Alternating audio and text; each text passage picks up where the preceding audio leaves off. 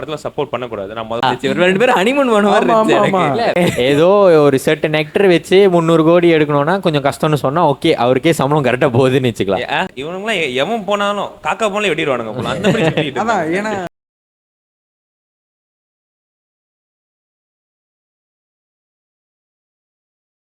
Welcome to reel and rose. இன்னைக்கு நம்ம கூட 2 கெஸ்ட் வேற வந்திருக்காங்க. வாங்க, இன்னைக்கு என்ன டைட்டில் பத்தி பேச போறோம்னா கங்குவா மூவி. நம்ம சிறுத்தை சிவா படம் பார்ப்போம். என்னதான் பண்ணி வச்சிருக்காங்க. ப்ரோ உங்க இன்ட்ரோ கொடுங்க ப்ரோ. இன்ட்ரோவா? என்னை பத்தி இன்ட்ரோ நான் சொன்னா நல்லா இருக்காது. யார் சொன்னாலும் நல்லா இருக்காது. தம்பி, இதெல்லாம் தேவையில்லாத விஷயம். Bro, intro இப்படி கொடுங்க. ம், எப்படி? 21 சாலாம் அந்த மாதிரி. சிவா 23 பத்திகே. Okay. நான் ஜஸ்டின் 23 கூலிம் போஸ்ட் கோட் ஓ இன்ட்ரோ கொடு. தேவையாது. தேவையில்ல தான். topic போயிருவோமே. டாபிக் போயிடும். கங்குவா நம்ம சிறுத்தை சிவா டைரக்ட் பண்ண படம். சிறுத்தை சிவான்ட்டுன்னு மறுபடியும் சொல்லிக்கங்க. ஏன்னா சிவான்னு பேர் வச்சாலே இப்பெல்லாம் உதைக்கிறானுங்க bro. கல்லுட்டு அடிக்கிறான்னு கேள்விப்பட்டேன். அதான் நானும் ஒரு ஆள் முறைக்க வேண்டிய ஆள் தான். அதான் சிவா அண்ட் டீம்னு சொன்னா அது வேற கொஞ்சம். நாங்களாம் அடி வாங்குவோம். அதான். உங்க பேரு சிவா தானே ப்ரோ? ஆமா ப்ரோ, அதான் அதனாலதான் நான் சொல்றேன். சரி, சொல்லுங்க சிவா, உங்களுக்கு சூர்யா மேல அப்படி என்ன காண்டு? எனக்கு சூர்யா மேல காண்டு இல்ல, அந்த சிவா மேலதான் காண்டு. அதாவது அந்த டைரக்டர் மேல. அது எனக்கும் லைட்டா காண்டா தான் இருக்கு. அவனுக்கு மேல உள்ள காண்டெல்லாம் என் மேல கட்டுறானுங்க, அது வேற ஒரு காண்டா இருக்குது. ஓகே, இந்த படத்தோட பாசிட்டிவ் வரமனுக்கு நம்ம படத்தோட காஸ்ட், இந்த ஒர்க் பண்ண குரூப் பற்றி நம்ம பேசுவோமே. ஓகே. ஸோ டைரக்டர் எல்லாரும் தெரிஞ்சது சிறுத்தை சிவா. அண்ணா சீதா. அதான் சீதா. தென் நம்ம சூர்யா சிங்கம் சூர்யா. ஸோ எத்தனை 3 வருஷம் கழிச்சா? 3 வருஷம். 3 வருஷம் கழிச்சு சூர்யா புதுசா ஒரு படம் இப்போதான் கமிட் ஆகி ரிலீஸ் ஆயிருக்கு இப்போதான். ஆமா. And then வேற யாரு ஹீரோயின்? திஷாவத். ஹீரோயினா அவங்க? மறக்க கூடாது. கணக்கு இந்த டீச்சரா படத்துல அவங்க அவங்க? மறக்க கூடாது. நான் நினைச்சா அவங்க கேமியோன்னு அப்படி இப்படி வந்துட்டு போவாங்க. அவங்க ஹீரோயின். அவங்க தான் ஹீரோயின். அதுக்கப்புறம் கூட யோகி பாபு, கிங்ஸ்லி அவங்க எல்லாம் நடிச்சிருந்தாங்க. கேஎஸ் ரவிக்குமார் மறந்துட்டீங்க. ஓ அம்மாண்டத்தின் உச்சம். ஓ கொஞ்சம் பயங்கரமா நேரம் வந்துட்டு போனாங்களா? காஸ்டி நான் கொஞ்சம் யோசிக்கிறேன். பயங்கரமான ரோல் ப்ரோ, ஞாபகம் வச்சுக்கிற அளவுக்கு. அதான் கமிஷனர் என்ன கூப்பிடுவாங்க? கமிஸ். கமிஸ். ஆமா. அடுத்து அடுத்து உங்க கருணாஸ் பத்தி சொல்லுங்க. கருணா அது பாதி கையில ட்ரம் வச்சு பாரு. அவருதான். அது என்ன சொல்றதுன்னு எனக்கு ஒன்றும் தெரியல. சரி, ஓகே, நல்லா தான் இருந்துச்சு அவர் ரோலு. அவருக்கு கொடுத்த ரெஸ்பான்சிபிலிட்டி நல்லா செஞ்சாரு. அதுக்கு மேல உங்களுக்கு யாராச்சும் பெருமையா பேசணும்னு தோணுதா? எனக்கு ஒருத்தவங்க ஞாபகம் வராங்க. அதான் அந்த அந்த சீனை எலிவேட் பண்றேன்னு சொல்லி கத்தி ஒரு பாட்டி சொல்லுவாங்க. பேரு புலி உருமுனுச்சுன்னா இது அது ஆவணுச்சுன்னா கங்கா. அவங்களே தான், அவங்கள முக்கியமா சொல்லி ஆகணும். ஆமா 2 சீன் தான் வருவாங்க நினைக்கிறேன். 2 சீன். ஆரம்ப ஒரு சீன் வருவாங்க. அதுக்கப்புறம் நடுவுல ஏதோ நாய் கூட சொக்கி கூட தான் இப்படிதான் ஊரா போய் சாப்பிட்டு இருக்கோம். படத்துல எனக்கு ரொம்ப பிடிச்ச கேரக்டர் வந்து அந்த முதல்ல தான் ப்ரோ. அது மட்டும் தான் நல்லா நடிச்சிருந்துச்சு. முதல்ல பண்ண கேமியோ வந்து எங்களுக்கு ரொம்ப பிடிச்சிருந்துச்சு இந்த படத்துல. வேற சரி, முக்கியமான ஒரு ஆளை மறந்துட்டீங்க. இல்ல, பொருவாவை மறந்துட்டீங்க. அவரா? முதல்ல வரைக்கும் ஞாபகம் வச்சிருந்தாளுங்க. அவர்தான் லீட் பண்றது. படமே அவர்தான் படமே. பொருவா பூரவா அவனெல்லாம் பூரே விட்டுற கூடாது. சீலா பண்ணிட்டாங்க. பிறந்து போய் கொண்டிருக்கோம். சேர்த்து எரிச்சிருக்கணும். போட்டு முடிச்சிடலாம் படத்தை. சரி, காசு விடுங்க. படோட ஸ்டோரியில இன்னொரு ஆளு மியூசிக் பத்தி நம்ம பேசணும். இன்னொரு ஆளை விட்டுட்ட. சொல்லுங்க. யார்? பச்சை ஸ்டுடியோவா? இல்ல ப்ரோ, நடிச்சவர் ப்ரோ, கார்த்திக் ப்ரோ. அவரை மறந்துட்டீங்க. அவர்ல தானே வராங்க. எண்டுல வந்தாலும் மாசா வந்தார்ல கடைசியில. தமாசா ஆகிட்டீங்களா? தாடி ஏதோ ரோலெக்ஸ் தாடி மாதிரி இருந்துச்சு. எனக்கு கொஞ்சம் கார்த்திக் பிடிக்கும். அதான் இல்ல ப்ரோ, எனக்குமே பிடிக்கும். எனக்கும் தான் பிடிக்கும். ஆனா பார்த்து காண்டா ஆயிட்டேன் ப்ரோ நானே. ஆமா, அது எண்டிங்ல ஃபியூச்சர்ல இருக்கிற கார்த்தியை தான் பயங்கரமா காட்டணும்னு சொல்லிட்டு கேவலமா காட்டி வச்சிருந்தானுங்க. ஆளும் மண்டையும். அந்த பாஸ்ட்ல இருந்த கார்த்திக் கூட கொஞ்சம் பார்க்க ஓகேல, அந்த பாஸ்டுக்கு ரிலேட்டபிளா இருந்துச்சு. புதுசுல அது கார்த்தியே லேப்ல வேலை செய்றாரு, அதான். அவ்வளவு பெரிய ஸ்கிரீனு, லைட்டா விவேகம் வாட அடிச்சிச்சு அந்த பக்கம். அதே லேப் தான் போல. ஆமா, அதே லேப் தான். ஷூட்டிங் அப்படியே சம்பவம் போல. அதே Literally tailor, அதே வாடகை. அதே மாதிரிதான், அதே கன்னு, அதே வெள்ளைக்காரனுங்க ஓடுறது எல்லாம் அப்படிதான் அந்த லேப்ல ஒரு மானிட்டர்ல பாக்குறதே என்னமோ ஒரு 4-5 ஒரு 20 மானிட்டர் வச்சு பாக்குறானுங்க. அப்படி என்னதான் புதுசா பாக்குறானுங்க ஒரு சுவர்ல இன்னொரு monitor. இல்ல 360ல சுத்தி பாக்குற மாதிரி 20 காமிச்சிருக்காங்க. மானிட்டர்லயும் ஒரு படம் தான் தெரியுது. அதுதான் ஒரே படத்துல பார்த்துட்டு இப்ப நம்ம மியூசிக் டைரக்டர் டிஎஸ்பி இவருக்கு அறிமுகமே தேவையில்ல. புலி படம்லாம் நம்ம பார்த்திருக்கோம். வேற படமே இல்லையா? புலி. ஓ எதுவா இருந்தாலும் வாலு கழட்டி வெளியே எதுவா இருந்தாலும் கதுவுக்கு வெளியே ஆமா, கழட்டி வச்சுட்டு உள்ள வாங்க. டிஎஸ்பி தெரிஞ்சு அனிருத்துக்கும் மேல இப்ப வேற ஏஆர் ரஹ்மான் கொஞ்சம் கதையாயிட்டாரு. இதுக்கப்புறம் இவருதான் போல. நம்ம டிஎஸ்பி ஏரால வாழ போறோம். ஐயோ, வார்த்தைகள் அந்த பாட்டுல அடுத்து புஷ்பா 2 அடுத்து லைன் அப் நிறைய வச்சிருக்காரு. நிறைய வச்சிருக்காரு. எனக்கு என்னமா ஒரு தெலுங்கு படத்துக்குலாம் நல்லா பண்ணிட்டு தமிழ் ஆனா படத்துல ரொம்ப ஒண்ணும் ரொம்ப காட்டினது இல்ல. படம் கழிச்சு தானே இப்ப தமிழ் படத்துக்கு அவரு மியூசிக் ஆமா, டைரக்டர் ஆமா, இருக்காரு. இல்ல அவருக்கு என்ன காண்டுன்னு தெரியல. தமிழ் இண்டஸ்ட்ரி வந்தா மட்டும் இந்த மாதிரி செஞ்சு கொடுக்குறாரு. அவருக்கு என்னன்னு புரியும். ஏதோ ஒரு பர்சனல் வெஞ்சன்ஸ் இருக்கு போல. பர்சனலா ஏதோ வச்சிருக்காங்க. தெலுங்கு படத்துல எதை கொடுத்தாலும் வைப் பண்ணுவானுங்க. நம்ம இதை கொடுத்தா மட்டும் தான் வைப் பண்ணணும்னு சொல்லிட்டு செட் ஆயிட்டோம். ஆமா. ஆக்சுவலி டிஎஸ்பி வந்து ஒரு அண்டர்ரேட்டட் மியூசிக் டைரக்டர். வேணாம். இல்ல, இல்ல. உண்மையா நான் கிளம்பிட்டேன். உண்மையாதான் சொல்றேன். வீரம் படத்துலாம் அந்த பிஜிஎம்க்கு தலை நடந்து அந்த வரும்போது ஒரு பிஜிஎம் தவிர அந்த பாட்டுலாம் ஏதாவது அந்த ஹோல் படத்துல அவங்க எப்படிடா ஹோல் படத்துல 1 or 2 தான் அந்த நம்ம ராஜா choose பண்ணலாம். அதை தவிர வேற ஏதாவது சரி சொல்லுங்க. சிங்கம் 1 எனக்கு அந்த பாட்டு எதுவுமே ஞாபகம் இல்ல bro. ப்ரோ. Actually, கங்குவா படத்திலே வந்துட்டு என்னோட பர்சனல் ஃபேவரட் வந்து அந்த தலைவனே சாங் மட்டும் தான். ஆமா, அதுதான் அதனால அது கொஞ்சம் ஒரு மாதிரி லைட்டா கூஸ் பம்ப்ஸ். எனக்கு எவ்வளோ பாட்டு பிடிச்சிருந்துச்சு bro. எதுக்கு பிடிச்சிருக்கோன்னு எங்களுக்கு அந்த தெரியல. யோலோ வார்த்தைகள் இல்ல எனக்கு தெரியல, வார்த்தை மாதிரி தெரியல. பாடல் கட்டையான வார்த்தைகளை சொன்னேன். பாடல் வரிகள்ல விழுந்துட்டேன் bro. அதான் நீங்க வரிகள்ல விழுந்த மாதிரி தெரியலையே ப்ரோ. ஆனா எனக்கு என்ன ஒரு கொரோனா வைரமுத்து எழுதி இருக்கலாம் அந்த பாட்டை. வெரி நைஸ், அது ரொம்ப பொருத்தம். நம்ம கங்குவாவோட ஸ்டோரி லைனை பத்தி பேச போறோம். ஆளாளுக்கு ஒரு கதை சொல்றாங்க. சோ முதல்ல ஜஸ்டின் கேட்போம். ஜஸ்டின் வேணா, சிவா என்டிவி கேட்போம். படத்தோட டைரக்டர் சிவாட்ட கேட்போம். எதுக்கு எடுத்தாலும் என்னையே ஆரம்பிக்கிறீங்களே. பேரு சொல்லுங்க, பேர்னால இந்த ஒரு ஐடியா உங்களுக்கு எப்படி வந்துச்சு? இந்த ஒரு பாத்ரூம்ல idea, குளிக்கும் இல்லையா? அதாவது சிவா சொல்ற மாதிரியே சொல்லணும்னா எனக்கு வந்து மனிதர்களோட இமோஷன்ஸ் ரிலேட்டா ஒரு ஸ்டாரி பண்ணணும்னு இது ரிலேட்டா ஸ்டாரி படம் பார்க்க அவர் ஆடியன்ஸோட எமோஷன்ஸ். ஆமா, அதாவது ஒரு மனுஷனுக்குள்ளார இருக்கிற ஒரு ரிலேஷன்ஷிப்போட அந்த ஒரு ஆழத்தை வந்து படத்தின் மூலியமா வெளிப்படுத்தணும். எங்களை ஆழமா தோண்டி உள்ள போறீங்க. சொல்ல தப்பா எடுத்துக்க மாட்டீங்களா? சொல்லுங்க bro. இவ்வளவு இன்ஃபர்மேஷன் படம் பார்க்கும்போது எனக்கு தெரியல bro. அதெல்லாம் நீங்க உன்னிப்பா கவனிச்சு படம் எடுத்த டைரக்டருக்கு அவர்தான் ப்ரோ இன்டர்வியூல சொல்லியிருக்காரு. அவர் யாரோட ஏஜென்ட் அப்படின்னு சொல்லிக்கிறாங்க சோசியல் மீடியால. இல்ல அது தப்பான கருத்து. அதை நான் நம்புறேன்.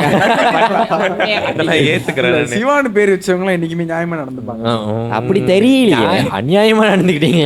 நியாயமா நடந்துக்கிறாங்க ப்ரோ. அவங்க வேலை செய்யற ஏஜென்சிக்கு நடந்துக்க மாட்டாங்களே. மூவினா வந்து ஒரு என்டர்டைன்மெண்ட் தான். அந்த என்டர்டைன்மெண்ட்குள்ளாரே நிறைய இருக்குது. நீங்க சோசியல் மெசேஜ் சொல்லலாம். நீங்க ஏதோ ஒரு சோசியல்ல நடக்கிற ஒரு விஷயத்த எடுத்து வந்து காட்டுற விதத்துல கூட ஒரு மூவி செய்யலாம். நீங்க மூவி நிறைய விஷயமா செய்யலாம். அதுல ஒரு பார்ட் தான் வந்து எமோஷன். மனிதர்களோட எமோஷனோட கனெக்ட் பண்ற விதமா ஒரு ஸ்டோரி லைன் செஞ்சீங்கன்னா அதை நீங்க டெலிவர் பண்ற விதத்துல இருக்குதுல்ல. மெய் அழகன் பாத்தீங்க, அதுவும் வந்து ஒரு 2 மேன்ஸோட பாண்டிங் பத்தி தான் பேசுது.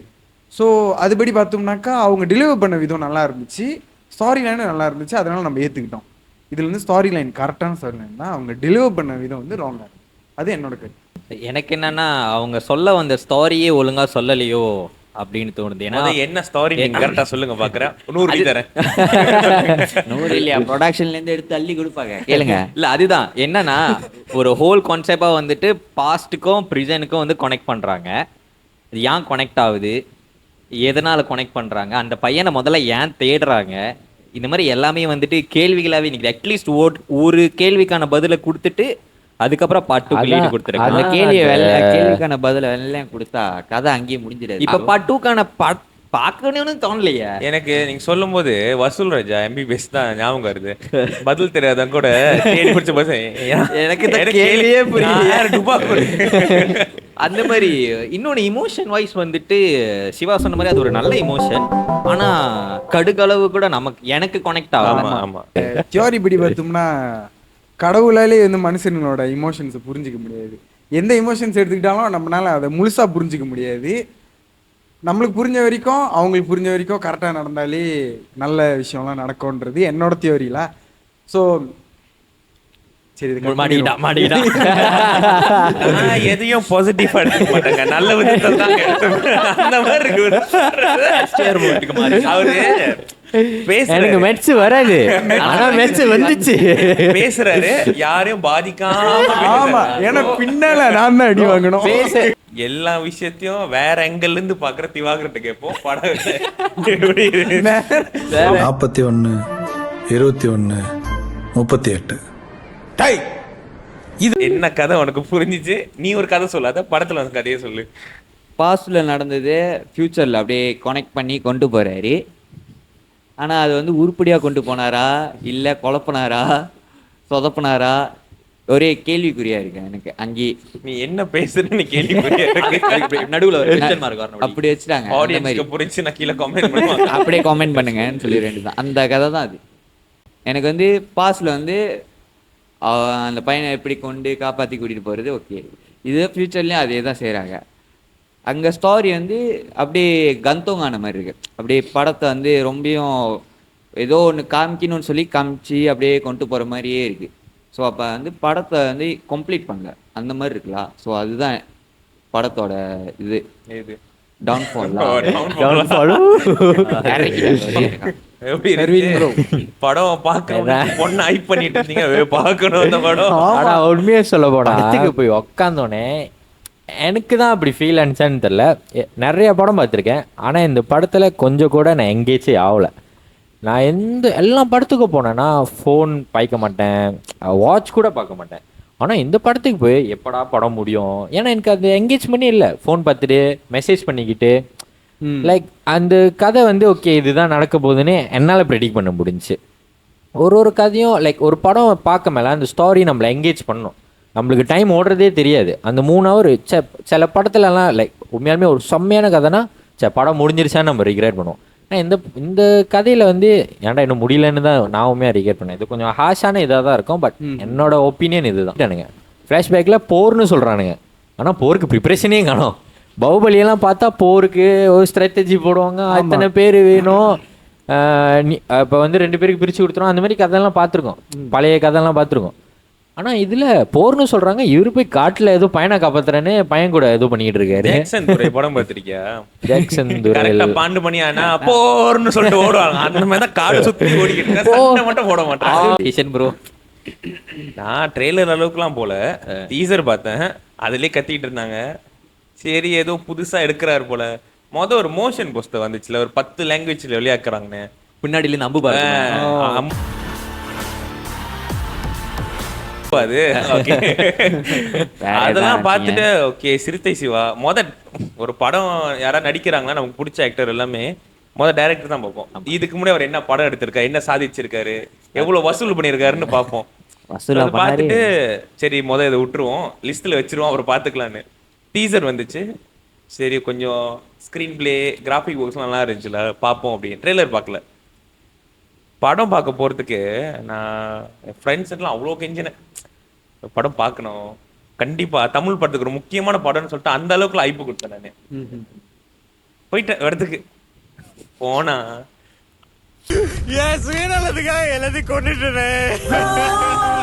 என்னத்தடா எடுத்து தங்கம் இல்லடா கன்றாவிடா. நான் ஒன்னே தான் சொல்றேன், ஆடியன்ஸ்ல நான் வந்து காசு கொடுத்து ஒரு படம் பாக்குறேன்.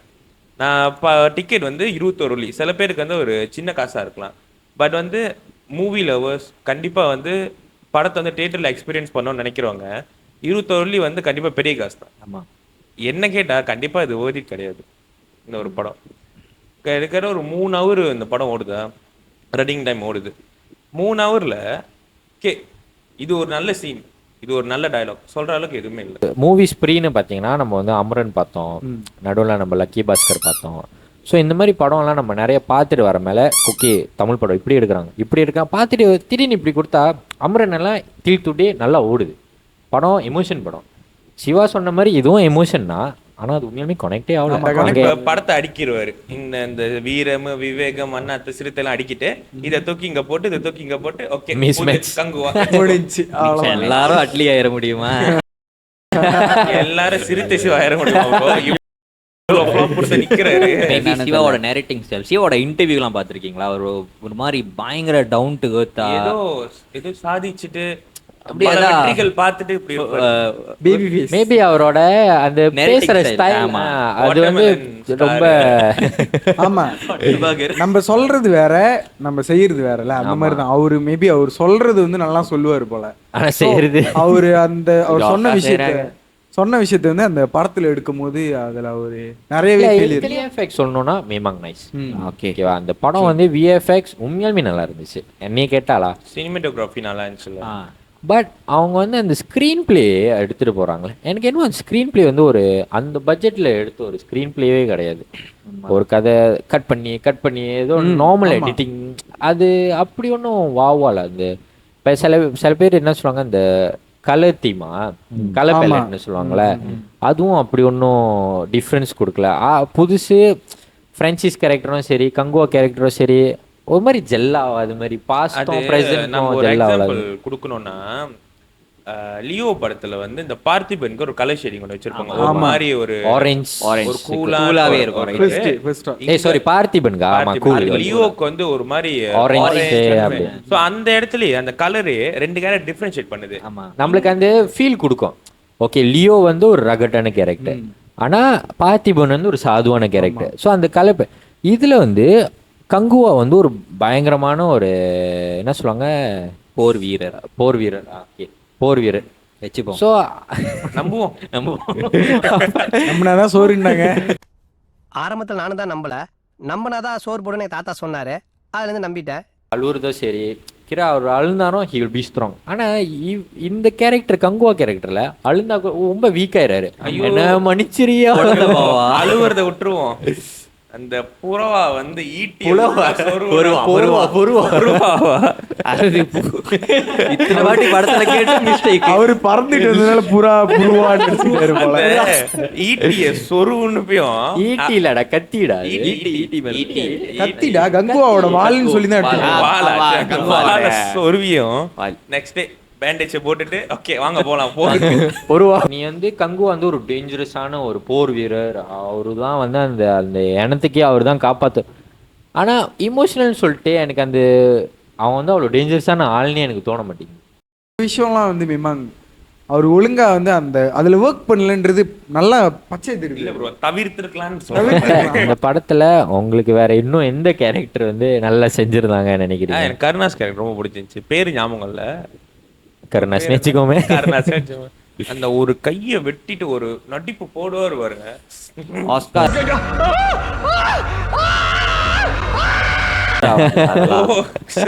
அந்த சீன் ஞாபகம் வந்துச்சு. அவார்டே கொடுக்கலாம் அவருக்கு. ட்ரம்ப். ஆனா என்னை கேட்டா பர்சன் நேட்டியோட அந்த நடிப்பு பிடிச்சி. அவரு வழக்கப்படி எல்லா இடத்துல போனா ஸ்கேம் பண்றது சர்டிஃபைட் ஸ்கேமர். மேமா ஓகே அது வந்து நல்லா அவரோட அந்த கேரக்டர் தான் அவருக்கு ஸ்கேமர். எப்படி வீடியோல விட்டுட்டீங்க? அதான். ஜமாலே, ஜமாலு, ஜமாலு. இந்த படத்துல அப்படித்தான் இருந்தது. என்ன இந்த இதுல கொஞ்சம் சீன்லாம் வெட்டிட்டாங்க, மேலேயே காமிச்சிட்டாங்க. அப்படி. பாபி தியோல் பக்கம் வந்தோம்னா அவரை பார்த்து வில்லனா நமக்கு பயம் வரணும். அட்லீஸ்ட் அவன் ஏதாவது பண்ணியிருக்கணும். ஒரு மாதிரி அவர் படத்துல எதுவுமே பண்ணாத மாதிரி இருந்துச்சு. அவர் வாய்ஸ் ஓவர் பெர்ஃபார்மன்ஸே அதிகமா இருந்துச்சு பாபி தியோல் பெர்ஃபார்மன்ஸ். டப்பிங் சொல்றேன். ஆமா. விருந்தருந்த வாரீரோ. இவனுங்களாம் எவன் போனாலும் காக்கா போனாலும் வெட்டிடுவானுங்க போல. அந்த மாதிரி சுத்திட்டு அதான் இருக்காங்க. ஏன்னா நீங்க சொல்ற மாதிரி இப்ப நீங்க சொல்றது எல்லாத்தையும் வச்சு பார்க்கும்போது காமனா எனக்கு ஒரே ஒரு ப்ராப்ளம் தான் அந்த படத்துல தெரியுது. என்னன்னா ஒரு விஷயத்தை வந்து ஜஸ்டிஃபை பண்ண மாட்டாங்க. ஃபார் எக்ஸாம்பிள் ஒரு விஷயம் நீங்க எடுக்க போறீங்களா, இப்ப நாங்க நடந்து போறேன், எதுக்கு நடந்து போறேன்ற ஒரு விஷயத்த காட்டுனீங்கன்னா ஓகே. ஃபார் எக்ஸாம்பிள் வாசின்னு வச்சுக்கோமே, பாகுபலிக்கே வரேனே. ஓகே ஒரு நடக்கிறதுக்கு முன்னாடி ஃபர்ஸ்ட் வந்து அந்த காலகையர் கூட போய் பேசுவாங்க. ஓகே அது வந்து அந்த இடத்துல வந்து ஒரு மிஸ் அண்டர்ஸ்டாண்டிங் நெகோசியேஷன் நடத்துவாங்க. மிஸ் அண்டர்ஸ்டாண்டிங் வந்துடும். அது வந்து ஒரு எப்படி சொல்றது ஒரு புஞ்சலா அந்த போருக்கு ஆமா முன்னாடி ஒரு வார் நடக்கிறதுக்கு முன்னாடி ஸ்டெப் பை ஸ்டெப்பா பில்ட் பண்றாங்க அந்த அந்த ப்ரிப்பரேஷன் காமிக்கிறாங்க அப்பதான் நம்மளுக்கும் ஃபீல் ஆகும் அது வந்து போர் ஸ்டெப் அப்படின்னு இருக்கணும்ல. இப்போ நீங்க ஒரு இப்போ வந்து கங்குவா வந்து ஒரு பையன் கிட்ட அழுகுறான்ற சீன் அதை கட் பண்ணோன்னே முதல்ல கூட சண்டை போடுற சீன் வந்துருது. ஆமா ஸோ எனக்கு என்னமோ நம்ம ரொம்ப டவுனா அவர் போர் வீரனை வந்து ஒரு இமோஷனலான கேரக்டரா பார்த்துட்டு பட்டுன்னு காட்டுறதுனால நம்மளுக்கு அந்த ஸ்டெப் இல்லல, அந்த ஒரு ஸ்டெப் மாதிரி போல. ஸோ அதெல்லாம் ஒரு இமோஷன் தானே. ஆமா இப்போ அவங்க அம்மா பையன் சண்டை வரும், ஸோ அதெல்லாம் ஒரு இமோஷன். ஆனாலும் நம்மளுக்கு அந்த பாகுபலி கேரக்டர் வந்து இவன் ஒரு பயங்கரமான போர் வீரர், இவன் இருந்தாலே போர் ஜெயிச்சிருவானுங்க அப்படின்னு நம்மளுக்கு தெரியுது. ஃபார் எக்ஸாம்பிள் லியோ எடுத்துக்குவோமே, அந்த காஃபி ஷாப்ல தான் எல்லாமே நடக்க போகுது. எப்படி அந்த அந்த ஒரு பாட்டுல எல்லாத்தையுமே காட்டுவாங்க. அவர் போய் ஷர்ட்டை கழட்டி இப்படி பார்த்து மாத்துறது, அந்த ஒரு இதுலயே அந்த சிச்சுவேஷனை செட்டப் பண்றாங்க. ஸோ இந்த பெருமாச்சின்னு எடுத்துக்கிட்டிங்கன்னா அந்த பெருமாச்சியோட டீட்டெயிலிங்க காட்டவே இல்லை. ஆக்சுவலி ஸ்டார்டிங் இதுலேயே அவங்க அதில் மென்ஷன் பண்ணியிருக்காங்க. எப்படின்னா இந்த தீவு வந்து இதுக்கு ஒரு ஃபேமஸான இது அதெல்லாம் மென்ஷன் பண்ணிருக்காங்க. சரியா கவனிக்க முடியல. ஏன்னா நடுவில் இன்னொரு தீவு ஒன்று வந்துச்சு, அது ரியலைஸ் பண்ணீங்களா? அத்திப்பட்டி காண போய் அத்திப்பட்டியில் கடைசி ஒரு அந்த போர் நடக்கிற ஒரு இடத்துல வந்து அவங்க அப்பா பாபி டியோல் எல்லாம் அந்த ஒரு தீவு வந்து கன்சிடர் அந்த 5 தீவுக்கும் தீர்ப்பு ஏதாச்சும் சொல்லணும்னா அதுதான் அவங்க தான் ஜட்ஜ். அந்த தீவு பத்தி சொன்னாங்களா? இல்ல மென்ஷன் பண்ணல. திடீர்னு அந்த தீவுன்னு ஒன்று இருக்குன்றது அந்த ஜஸ்மெண்ட் டே அப்போ தான் எனக்கு. அப்ப அந்த தீவு ஒரு ஹைப் கொடுக்கலாம், இந்த 5 தீவும் சேர்த்து வைக்கிறது இந்த ஒரு தீவு அப்படின்னு சொல்லி அது ஒரு நல்ல நெரேஷன் கொடுத்துருக்கலாம். ப்ராப்பரா ஒரு நெரேஷன் இல்லை. இந்த விஷயத்தை வந்து கொஞ்சம் காமிச்சிருந்தா நம்மளுக்கு இன்னொரு அண்டர்ஸ்டாண்டிங். சக்குன்னு அந்த நெரேஷன் கொஞ்சத்துல முடிச்சுட்டு வந்து பெருமாச்சில இருக்கு.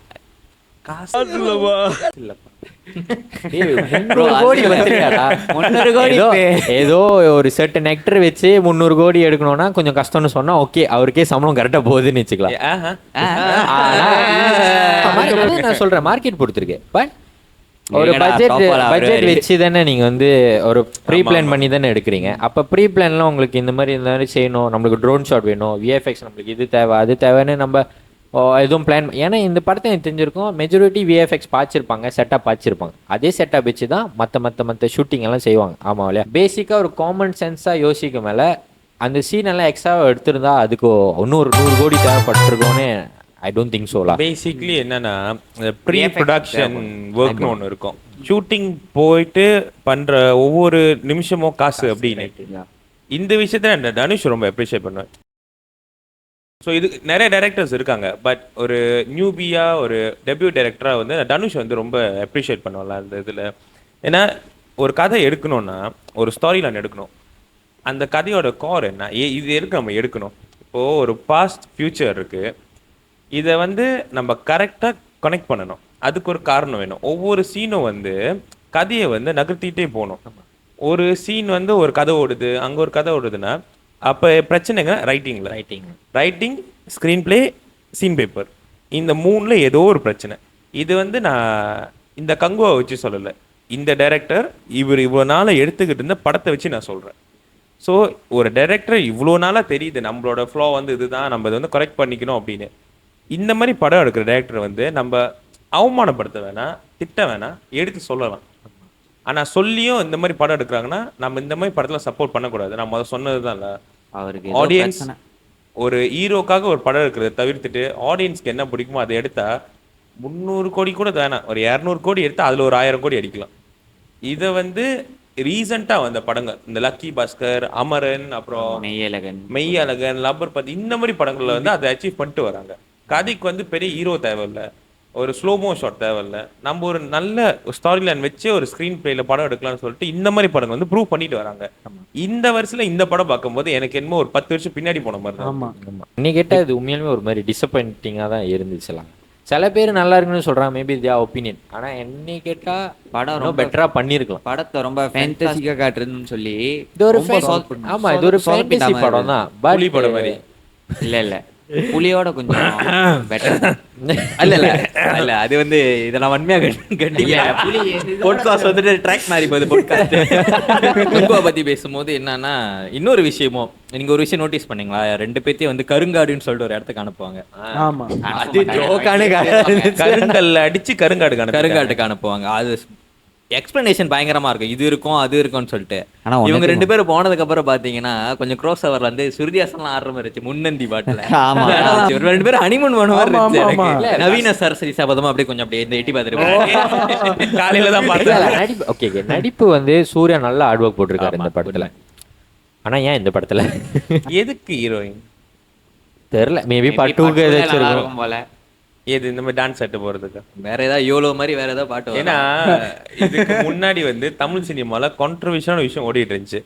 ஹீரோயினை வந்து கிராண்டடா எடுத்துக்காதீங்க, சும்மா ஒரு கவர்ச்சிக்காக யூஸ் பண்ணாது, கதைக்காக பாய்ங்கன்னு சொல்லி அது ஜஸ்டிஃபை பண்றதுக்கு நிறைய நல்ல படங்கள்லாம் எடுத்துட்டாங்க. ஆக்சுவலி நம்மளும் பேசணும், லப்பர் பந்தில் பேசணும். லப்பர் நம்ம வந்து ஏன் உமன்ஸ் கேரக்டர் ஒரு படத்துல வந்து ஏன் நம்ம தூக்கி காமிக்கணும் அப்படின்னு சொல்லி லப்பர் பந்து ஒரு எக்ஸாம்பிளா நம்ம போன வீடியோல போட்டிருப்போம். இன்னமும் பொண்ணுங்களை வந்து ஒரு ஆப்ஜெக்டா தான் பாய்ச்சிட்டு இருக்காங்க படத்துல. ஒரு ஹீரோக்கு ஓகே கதை இருக்கு, அவருக்கு வந்து இப்படி நடக்கும் அப்படி நடக்கும். ஆனா ஹீரோயினுக்கு அங்க ஒரு கதையே இல்லை. ஆமா, அவங்க இருக்காங்க எல்லோ ஒரு சும்மா ஒரு சின்ன லவ்க்கு இல்ல சின்ன சின்ன ஒரு இடத்துல வந்து அவங்க வந்து ஹெல்ப் பண்ற மாதிரி ஒரு இது அவ்வளவுதான். அவங்களுக்கு ஒரு பிரான்சைஸ் அளவுக்கு ஒரு ஈக்குவல் தான் காமிச்சாங்க, ஆனா ஈக்குவலாவே இல்ல. அந்த கங்குவால வந்து அந்த சீன் பொண்ணுங்களை சம்பந்தப்பட்ட அந்த ஒரு சீன் பாத்தீங்களா ப்ரோ? அந்த எத்தனையோ உமன் போயிட்டு காட்டுக்குள்ள மூலிகை பறிக்க போறப்ப வந்து இந்த காட்டுவாசிங்களா யாரு என்னமோ ஒரு இது காட்டுவாசி இந்த ஆர்த்தி டிவில இருந்து வந்து ஒரு மாதிரி சுத்து போட்டுருவாங்களா, அவங்கள வந்து கங்குவா வர வைக்கிறதுக்காக சுத்து போட்டுருவாங்க. அவங்க வெறும் 5 பேர் தான் இருக்காங்க, போட்டு தள்ளுவீங்களான்னு. ஆமால அதுக்கப்புறம் தான் உங்களுக்கு ஞாபகம் வரும், ஓ நம்ம இத்தனை பேர் இருக்கோம்ல அந்த சீன் தான். ஆனா வந்து அந்த சீன் ஜஸ்டிஃபை பண்ணலாம், நல்லா தான் இருந்துச்சு. நல்ல சண்டை சீனா இருக்கட்டும் எல்லாமே அதுல தான் வந்து ட்ரைனிங்லாம் பண்றதெல்லாம் காமிப்பாங்க. சூர்யா சொல்லி கொடுக்கறதா இருக்கட்டும், அந்த சீன் வந்து ஜஸ்டிஃபை பண்ணலாம். சூர்யாவே மாறுவாங்க. இப்போ கிளைமேக்ஸ் பத்தி பேசணும்னா 2 கிளைமேக்ஸ் இருக்கு. பாஸ்ட்ல ஒரு கிளைமேக்ஸ் இருக்கு, பிரெசன்ட்ல ஒரு கிளைமேக்ஸ் இருக்கு. பாஸ்ட் பத்தி பேசுறது பாஸ்ட் அந்த கிளைமேக்ஸ் இருக்கு, எல்லாம் வந்து பெருமாச்சை நோக்கி போய்கிட்டு இருப்பாங்க, போர் தொடுத்துடலாம் ஏன்னா அப்பா போட்டு தள்ளிடுவாங்க, கங்குவாவும் ஊர்ல இல்லை அப்படின்னு சொல்லிட்டு போய்கிட்டு இருப்பாங்க. டக்குன்னு வந்துட்டு கருங்காட்டுல லைட் அடிக்கும், அப்ப எல்லாம் வந்துட்டு அங்கதான் இருக்காங்க போல் இருக்குன்னு வண்டியை திருப்புவாங்க. நிஜமாவே சொல்றேன், அந்த 2.5 மணி நேரம் படத்துல பீக் சீன் அதுதான். நீங்க இல்ல அது சீன்ல சக்கர ஒரு ஃப்ரேம் காமிப்பானுங்களே, அந்த கருங்காட்டுல புலி அந்த புலி காமி என்னடா பொம்மையை நீ கேச்சிருக்கீங்க, நான் இவ்வளவு சிஜி இதுல சொல்லிட்டு இல்ல இவ்வளவு ஃபிளாஸ் இருந்தாலும் அந்த டைம்ல சூர்யா வந்து அந்த கையில அந்த பில்டப்ல அந்த சீனோட அந்த பின்னாடி வந்து டிஎஸ்பியோட தலைவனே பிஜிஎல் அந்த போர் டைம் அது அந்த ஷிப் வந்து பெருமாச்சி நோக்கி போயிட்டு இருக்கோம். சக்குன்னு இங்க வந்து லைட் எரியும், ஓ எல்லாரும் இங்கதான் இருக்கானுன்னு சொல்லிட்டு வண்டியை திருப்புங்கடா அப்படின்னு சொல்லிட்டு போவானு. வண்டியை விடுங்கடா சக்குனு இப்படி இல்ல இதுல வந்து வண்டியை திருப்புங்கடா அப்படின்னு சொல்லிட்டு திரும்பிடும். இப்படி திரும்பி போறானுங்க. அப்ப அந்த சீன்ல காமிப்பானுங்களே கருங்கட்டுல இது இதெல்லாம் இருக்கு, அந்த வயசானவங்க வேற பில்டப் கொடுப்பாங்க. என்னது புலி உரும்புதா இல்ல இது எரியுதான்னு சொல்லிட்டு நான் பாட்காஸ்ட் விட்டு போறேன், அங்க போய் உட்காந்து நீங்க பேசி முடிச்சு கூப்பிடுங்க. இல்லடா அந்த அந்த அந்த ஹைப் இருக்கும் ஓகே இருந்துச்சு. சக்குன்னு சண்டை போமல கொஞ்சம் வருத்தமா வந்துட்டு பொருவாவோட டிரான்ஸ்ஃபார்மேஷன் சீனும், பொருவா நல்லவனா மாறுறதுல மாறி கொஞ்ச நேரம் கூட கூண்டுல அடிச்சு கொண்டு போயிட்டாங்க. நாயா கூண்டுல அடிக்க அந்த சீனை காமிக்கிறீங்க, அந்த மாதிரி ஒரு விஷயம் நடக்குது, ஏன் நடக்குது? ஆமா அதான் ஜஸ்டிஃபை பண்ணலாம் அந்த விஷயத்தை. அதெல்லாம் பார்ட் 2ல ஜஸ்டிஃபைல எல்லாமே பார்ட் 2னா அப்புறம் எதுக்கு நம்மலாம் பார்ட் 2 கூட பார்ட் 2 எடுத்துக்கலாம். இன்னும் 2 வாரத்துல இன்டர்வியூ வெளியாகும், கதை மாறி போச்சு, பார்த்தா ஃபிளாஷ்பேக் தொலைஞ்சு போச்சு. இல்ல ஃபேக் ஃபிளாஷ்பேக். ஃபர்ஸ்ட் வந்து அந்த பொருவா பாஸ்ட்ல வந்து ஷாக் வந்து சாப்பிட்றோம்லாம், அவர் கடல் விழுந்து ஷாக் சாப்பிட்றோம், ஒரு பொருவான மகனேன்னு கத்துவாரு, அப்படியே நிலாக் ஜூம் ஆகி பிரசன்ட்க்கு வந்துரும். பிரசன்ட்ல அவுட் ஃபோக்கஸ் மொரட்ட ட்ரான்சிஷன் இது. ஒரு ட்ரான்சிஷன். கை தருங்கடா, இல்ல கை தருங்கடா. இது டிக்டாக்ல எல்லாம் ஒரு தொத்த டிரான்சிஷன் செய்வானு, ஸ்மூத் டிரான்சிஷன் சொல்லிட்டு அந்த மாதிரி ட்ரை பண்ணி இருக்கு. டிரான்சிஷன் எலைட் வேற வேலை. சரி இதெல்லாம் பார்த்துட்டோம்னா டிரான்சிஷன் ஆயிடுச்சு, அது நம்பிடுவோமே. துரத்துறாரு அவன் என்னமோ பண்றான், அந்த கூண்டுக்குள்ள உட்காந்துக்கிட்டு என்னமோ பிடிச்சி ஃபாஸ்ட்லாம் பாய்ச்சி, அது என்ன ஃபாஸ்ட்னே தெரியல எனக்கு. எக்ஸ்டர்னல் ஃபாஸ்ட் பாய்க்கிறானா, ஃபிஃப்த் ஃபாஸ்ட் பாய்க்கிறானா, என்ன ஃபாஸ்ட்? அது என்ன படம்? அது இப்போ படம் இருக்குமே, மின்னல் வீரன். மின்னல் வீரனா ஆக்சுவலி வீரன் தான் படம் மின்னல் வீரன் வந்துட்டு டொவினோ மலையாள படம். அந்த பாட்டோட பாட்டு மைண்ட்ல இல்ல பாட்டு மைண்ட்ல இருந்துருச்சு. மின்னல் மின்னல் வீரன்டா அந்த சரி, பாட்டு சொல்லு அது வந்துச்சு. அந்த மாதிரி பாட்டு வந்துச்சா? இருக்க நம்புங்க. நம்பணுமா? சிவா படம் இது. சிவானால என்ன முடியும், நம்புங்க. Okay okay. அப்ப அப்படி போயிட்டு இருந்துச்சா, துரத்திட்டு போறாங்க, ஒரு ஃப்ளைட்ல ஏத்த போறாங்க. இவரு அந்த அடி ஆளெல்லாம் அடிச்சுட்டு வராரு. இவர்கிட்ட ஒரு கண்ணு கூட இருக்காது. ஒரே ஆள் தான் என்னது யோகி பாபு நேவிகேட் பண்ணுவாரு. அடிச்சு எல்லாத்தையும் பிரிச்சுட்டு கடைசியில ஃப்ளைட்டு டேக் ஆஃப் ஆகுது. ஃப்ளைட் டேக் ஆஃப் ஆகுறதுக்கு எல்லாமே சாத்தி இருக்கணும், எல்லா கதுவும். எப்படி சாத்தாம கிளியரன்ஸ் கொடுத்தானுங்கன்னே தெரியல. அப்புறம் எப்பரா சூர்யா உள்ளுக்கு வருவாரு? லாஜிக்கா யோசிக்க மாட்டாரு. அப்ப ஏறுறாரு. அதுவும் ஃப்ளைட் டேக் ஆஃப் ஆகி கொஞ்சம் தூரம் வந்துருச்சு. என்ன ப்ரோ, ஒரு ஃப்ளைட்டு அவ்வளோ பெரிய ஃப்ளைட் டேக் ஆஃப் ஆகுறதுக்கு எப்படியும் வந்து குறைஞ்சபட்சம் ஒரு 280 கிலோமீட்டர்ஸ் பர் ஹவராச்சும் வேணும். ஸோ அந்த ஃப்ளைட்டு அங்கே காட்டின சீன் படி பார்த்தோம்னா ஓடி போய் டேக் ஆஃப் ஆயிருச்சு. அப்போ இன்னும் கூட ஆயிருக்கும், அதோட ஸ்பீட் மேமா இன்னும் கூட ஆயிருக்கும். ப்ளஸ் அந்த ஏரோட ஃபார்ஸ் இருக்கு தெரியுமா, எப்படி பின்னாடி தான் தள்ளும். அது எல்லாத்தையும் தாண்டி இந்த மோட்டர் பறந்து போய் அந்த ட்ரேல போய் உட்காருது அப்படின்னு அந்த சீன் எடுத்திருக்காங்க. எந்த மனசாட்சியை வச்சுக்கிட்டு இதெல்லாம் ஆடியன்ஸை நம்ப சொல்றாங்க? பாலிவுட்ல பார்த்தா ப்ரோ எனக்கு உங்க மேல கோவமா இருக்கு ப்ரோ. உங்களை மாதிரி ஆடியன்ஸ் இருக்குனால தான் சிறுத்தை சிவா படம்லாம் ஓட மாட்டேங்குது. லாஜிக் சீன் இல்லன்றீங்க, அது இல்ல கதை இல்லன்றீங்க. அப்பனா எப்படி அவர் வண்டி ஓட்டுவாரு இவ்வளவு நாளா? சொல்லுங்க. இதே இப்ப லோகேஷ் கனகரை செஞ்சிருந்தாங்கன்னு வச்சுக்கீங்க, அவரை செஞ்சிருப்பாங்க. ஏன் வந்து அந்த ஒரு நல்ல யாருமே அவர்கிட்ட சொல்லல போல இருக்கு. அவர் ஆள் மனசுக்குள்ள பூந்து யாரோ நீ உண்மையாலே ஒரு டைரக்டர் தான், நீ உண்மையிலே ஒரு கமர்ஷியல் டைரக்டர் தான் சொல்லி அவரை நம்ப வச்சிருக்காங்க. இல்ல, but- அங்க அந்த எத்தனையோ கிலோமீட்டர் வேகத்துல பறக்கிற பிளேன்ல இவர் அந்த என்னது டோரை புடிச்சு தொங்கிட்டு ஆக்சுவலி நீங்க இன்னொன்னு மறந்துட்டீங்க. ஆ. அவருக்கு ஒரு சுடு குண்டு வயித்துல பட்டு ஓடுவாரு. அது வேற. அது வயிற்றுல நல்லா கிட்னில போய் சொல்லிட்டு அது டாக்டர் எடுத்த உயிருக்கு ஆபத்துன்றாரு. சரி, நம்ம அப்படி இப்படின்ட்டுன்னு கடைசியா எப்படா முடிப்பீங்கன்னு இருந்துச்சு. ஒரு திகட்ட ஒரு எமோஷனை நீ இந்த எமோஷன் கூட கனெக்ட் ஆகியே தான் ஆகணுன்ற மாதிரி ஒரு சீனை வச்சிருந்தாங்க. அவர் எல்லாத்தையும் சண்டை போட்டுட்டு வந்து இந்த பொருவாவை காப்பாத்தி கடைசியா அந்த பொருவா காப்பாத்தனோன்னு இப்படி திரும்பி ஒரு சிரிப்பு கொடுப்பாரு. எப்படி இப்படி பண்ணுவாரு? இல்ல அவன் கிளைமேக்ஸ்ல கொடுப்பாரு. கார்த்தி பார்த்துட்டு இருப்பாரு. அப்பா, இதெல்லாம் பார்க்கும்போது விடுங்கடா, அடே போதும்டா, போயிடுறேன்டா. ஆனா சென்டிமெண்ட் டைலாக் அவர் ஓடும் போதே வச்சிட்டாரு சிவா. யோகி பாபு கிட்ட சொல்லாரு, என் உசிரே போற மாதிரி இருக்குடா. மைக்க போயிடும். தொடரி படத்துல உசிரே அவதாண்டா ட்ரெயின்ல இதெல்லாம் எமோஷன் கூட கனெக்ட் பண்ணணும்னு சொல்லி கூட்டிட்டு வராரு நம்மள. சோ இந்த படத்துலயும் அதுதான். அந்த மிஸ்டேக் வந்து எங்க கார்லே மிஸ்டேக்லா. ஸோ அவர் கொடுத்த ப்ராமிஸா அவர் காப்பாற்ற போறேன்னு சொல்லிட்டு அதை சுத்தி பில்ட் பண்ணியிருக்காங்க இந்த ஸ்டாரியை. ஸோ அந்த காரே பிரச்சனை தான்.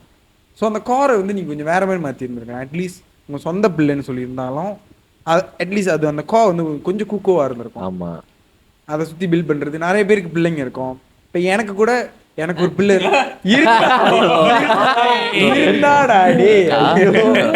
இருந்தா என்ன நடக்கும்? நீ ஏன்டா நீ இல்லல்ல, நிறைய பேர் அம்மாலாம் பாப்பாங்கடா, ஏன்டா நீ வேற. அது அந்த பாயிண்ட்லாம் சீனாங்க ஆடிஷன் பண்ணி எடுத்திருப்பாங்க.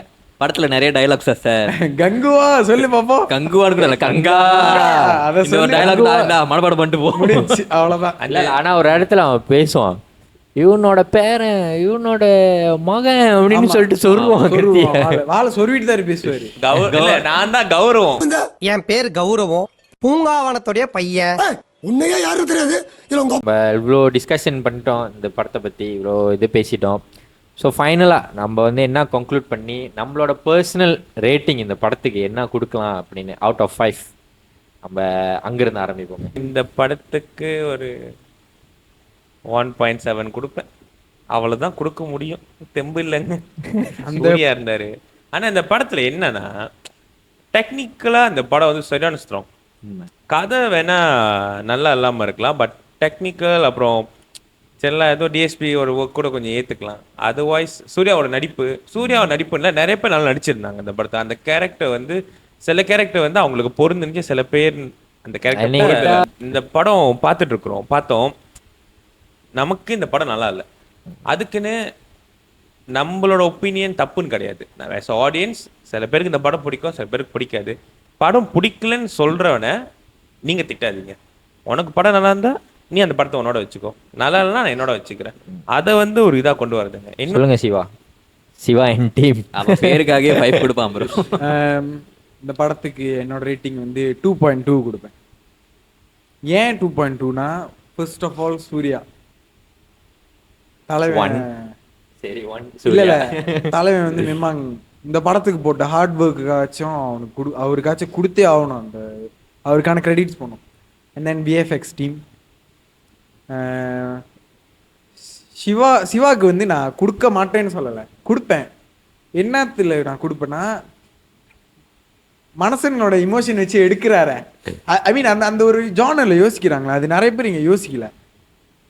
மனிதர்களோட ரிலேஷன்ஷிப் வந்து மதிக்கிறார்ல, அந்த ஒரு விஷயத்துக்காக கொடுப்பேன். சாரி அதெல்லாம் எனக்கு தெரியாது, அது கொடுப்பேன். சொல்லுங்க திவாகர். 2 கொடுக்கலாம்ல. 2 ரொம்ப சாஃப்ட். நீங்க அழுவுறீங்க. வைக்கிறீங்க வேணாம். நான் வந்து சூர்யா ஃபேன், நல்லா சொன்னாங்களா. அந்த படம் அவருக்காக தான் போய் பார்த்தேன். ஆனால் வருத்தப்பட்டேன் தான். சரி, அவர் போட்ட எஃபர்ட்ஸ், டீமாக இருக்கட்டும், அவங்க கூட சேர்ந்து நடித்தவங்களாக இருக்கட்டும், இந்த விஷுவலாகவும் இருக்கட்டும், மற்ற அதெல்லாம் ஓகே நல்லா இருந்துச்சு. மற்றபடி கதை தான் ஃப்ளாப்பாக, அதுக்கு வேணால் 2 கொடுக்கலாம். சரி, நீங்கள் சொல்லுங்க ஜஸ்டின். நானுமே வந்து 2 தான் bro. Only for Suriya and for the visuals. அவ்வளோதான். நறுக்குன்னு முடிச்சிட்டாரு. ஷார்ட் அண்ட் ஸ்வீட்டாக முடிச்சார். ஒரே கடி. ஓகே, எனக்கு என்னை கேட்டால் நானும் ஒரு 2 கொடுப்பேன்.